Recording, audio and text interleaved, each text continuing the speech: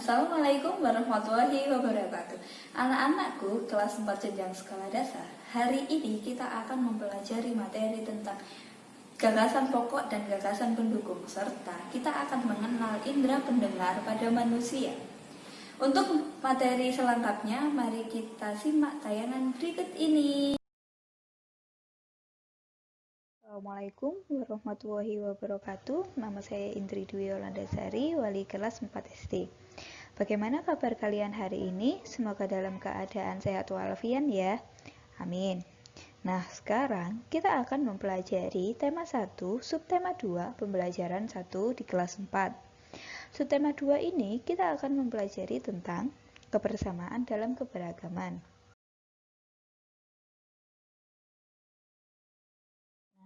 Tujuan pembelajaran kali ini ada 4, yaitu siswa mampu mengidentifikasi gagasan pokok dan gagasan pendukung setiap paragraf dari teks tulisan dengan mandiri. Yang kedua, siswa mampu menyajikan gagasan utama dan gagasan pendukung setiap paragraf dari teks tulis dalam bentuk peta pikiran dengan tepat. Yang ketiga, siswa mampu menjelaskan proses terjadinya bunyi dari sumber bunyi hingga ke indera pendengaran dengan runtut. Yang terakhir, siswa mampu menyajikan laporan tentang proses terjadinya bunyi dari sumber bunyi hingga ke indera pendengaran dengan sistematis. Nah, sekarang kita akan mempelajari tentang gagasan pokok dan gagasan pendukung, sehingga nanti siswa-siswa dapat mengidentifikasi dan menyajikannya. Di sini ada bacaan yang berjudul Bekerja Sama dalam Keberagaman. Edo dan kelima temannya mendapat tugas untuk melakukan percobaan tentang bunyi. Sepulangnya sekolah, mereka berkumpul di rumahnya. Setiap orang sudah menyiapkan peralatan yang dibutuhkan. Lani dan Siti membawa beberapa kaleng yang sudah dilubangi. Udin dan Beni membawa benang kasur.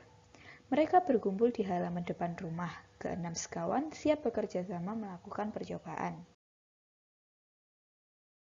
Pada paragraf kedua, saat percobaan akan dimulai, tiba-tiba terdengar azan. Siti dan Udin meminta izin teman-temannya untuk sholat.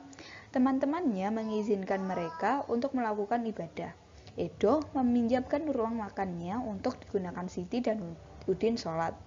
Meskipun Edo beragama Katolik, ia tidak keberatan rumahnya dipakai untuk sholat. Beni yang beragama Kristen, Dayu yang beragama Hindu, dan Lani yang beragama Buddha menunggu dengan sabar temannya beribadah. Keenam sahabat selalu menghargai satu sama lain. Pada paragraf ketiga, tiba saatnya keenam sekawan melakukan percobaan. Setiap orang menunjukkan tanggung jawabnya dalam bekerja. Tidak ada satupun di antara mereka yang duduk diam atau memberi perintah saja. Semuanya ikut bagian dalam percobaan. Saat Dayu membutuhkan pertolongan memotong benang, Udin datang membawakan gunting. Saat Edo kesulitan menalikan benang di kaleng, Siti ikut membantu. Keenam sahabat bekerja sama dengan semangat. Mereka hidup rukun, saling membantu meskipun berbeda agama. Setiap bacaan biasanya terdiri dari beberapa paragraf. Setiap paragraf memiliki gagasan pokok yang didukung oleh gagasan pendukung. Gagasan pokok adalah ide utama yang dibahas dalam suatu bacaan, dapat berupa kalimat atau berupa pokok paragraf. Gagasan pendukung adalah uraian atau tambahan informasi untuk gagasan pokok. Nah, sekarang coba kita baca lagi dan mencari tahu gagasan pokok dan gagasan pendukungnya.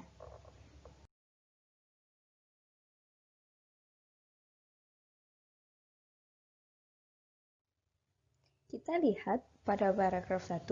Pada paragraf 1 terdiri dari 7 kalimat.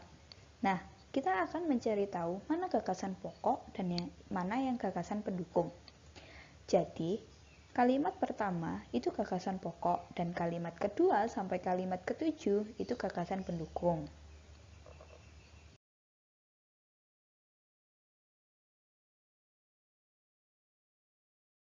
Nah, sekarang kita lihat paragraf yang kedua.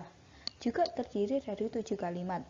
Dari kalimat ini, kita tahu bahwa gagasan pokok itu selalu berada di awal kalimat. Kemudian dijelaskan pada kalimat yang kedua sampai kalimat yang ketujuh sebagai gagasan pendukungnya.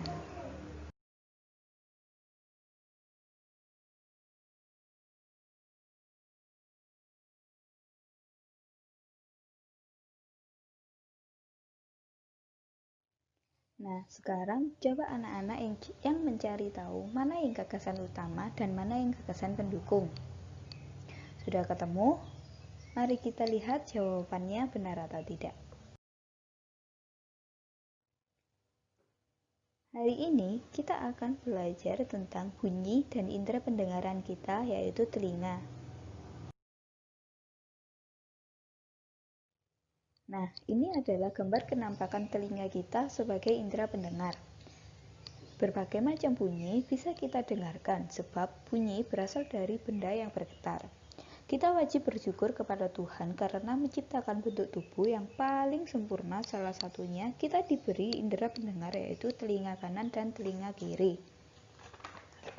Dengan indera pendengar ini, kita dapat mendengar berbagai macam bunyi dan suara seperti suara burung, air mengalir, suara musik, dan lain sebagainya.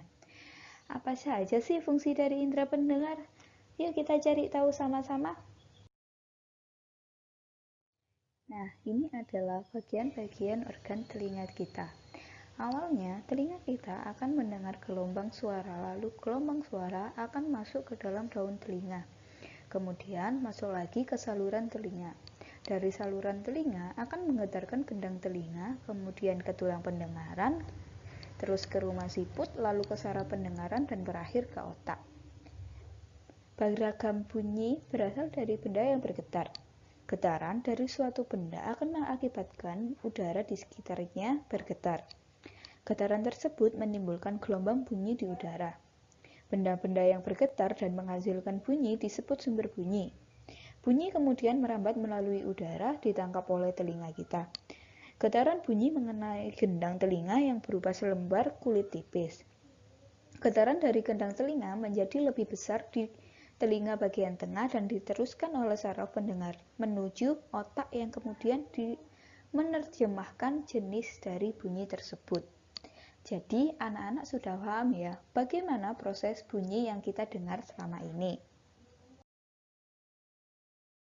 Dengan indera pendengar, kita dapat mendengar bunyi-bunyi yang berbeda. Keanekaragaman bunyi yang berasal dari tempat ibadah pun dapat pula kita dengarkan.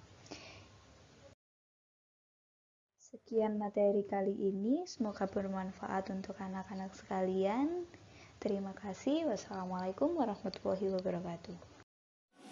Demikian materi yang bisa saya sampaikan, semoga bermanfaat untuk kita semua, khususnya untuk kelas 4 jenjang sekolah dasar.